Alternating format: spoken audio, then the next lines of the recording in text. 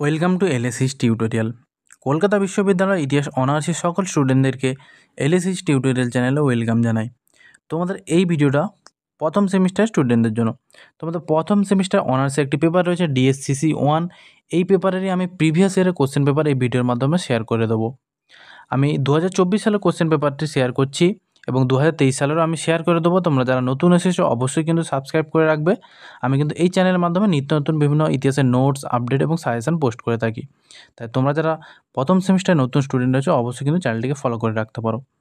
আমি কিন্তু 2024 সালের কোশ্চেনটি শেয়ার করছি, প্রশ্নপত্রটি।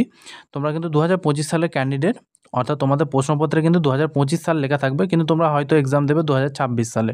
ঠিক আছে, সেই অনুযায়ী এটা কিন্তু তোমাদের 2024 সালের প্রশ্নপত্র, অর্থাৎ বিগত বছরের প্রশ্নপত্র। তাহলে আর বেশি দেরি করছি না, সরাসরি আমি মূল প্রশ্নপত্রে আসছি। তাহলে দেখো, তোমাদের সিলেবাস অনুযায়ী 5 মার্কসের 3টি প্রশ্ন লিখতে হয়, থাকে 6টি।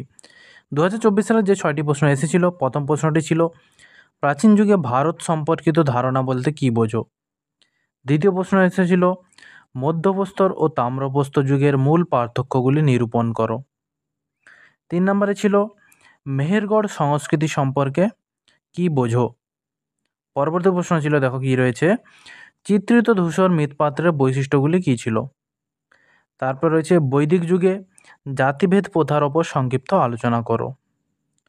এবং লাস্ট যে প্রশ্নটি রয়েছিল, প্রাচীন ভারতের তামিলকাম ধারণাটি সংক্ষেপে বিশ্লেষণ করো।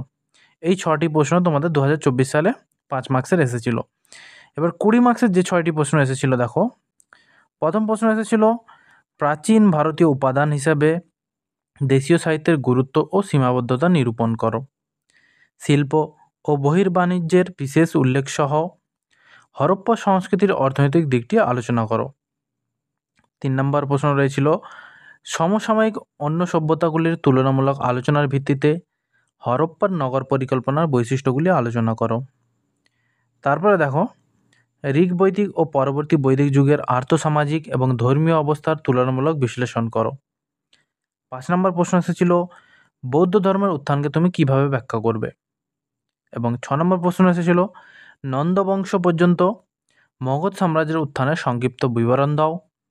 তার সাথে রয়েছিল মগধ সাম্রাজ্যের সাফল্যের কারণগুলি বিশ্লেষণ করো। এই 6টি প্রশ্ন এসেছিল। ঠিক আছে, তোমাদের 5 মার্কসের 6টি এবং 20 মার্কসের এই 6টি প্রশ্ন এসেছিল। এবং ইংলিশ ভার্সান যারা রয়েছে তাদের প্রশ্নটি দেখিয়ে দিচ্ছি। দেখো, ইংলিশ ভার্সানটা আমি আর পড়ছি না, আমি স্ক্রিনের মাধ্যমে দেখিয়ে দিচ্ছি, তোমরা কিন্তু অবশ্যই খাতায় নোট ডাউন করে নেবে। আর যারা নতুন এসেছো অবশ্যই কিন্তু সাবস্ক্রাইব করে রাখবে। আমি কিন্তু এই চ্যানেলের মাধ্যমে তোমাদের নিত্য নতুন ইতিহাসের নোটস এবং সাজেশান শেয়ার করে থাকি। তাহলে তোমরা নিত্য নতুন আপডেট পাওয়ার জন্য অবশ্যই চ্যানেলটিকে সাবস্ক্রাইব করে ফলো করে রাখতে পারো। দেখা হচ্ছে তোমাদের সাথে পরবর্তী কোনো ভিডিওতে।